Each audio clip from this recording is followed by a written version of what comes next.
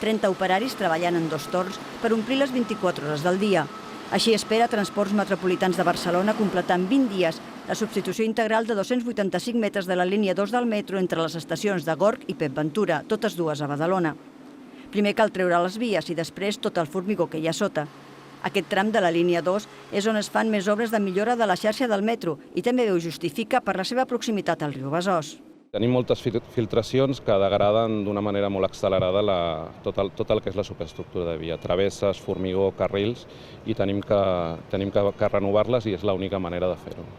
Amb motiu de les obres i fins al 26 d'agost, la línia 2 del metro acabarà el seu recorregut a Àrtic a Sant Adrià i no hi haurà servei a les estacions de Sant Roc, Gorg, Pep Ventura i Badalona-Pompeu Fabra.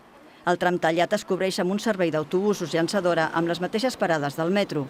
El fet que sigui agost ajuda que no hi hagi aglomeracions. En un principi no representa cap problema, venen bastant seguits i suposo que igual per horari o per dates no van massa plens, han pogut seure tranquil·lament. El Consell de la Mobilitat Sostenible de Badalona denuncia els continus talls que es fan en aquest tram i demana compensacions. Ja sigui a nivell de ciutat i també a nivell de l'usuari, que es troben cada any en uns talls recurrents en època de màxima afluència a les platges. A mitjans d'agost també hi haurà talls del metro a les línies 1 i 5.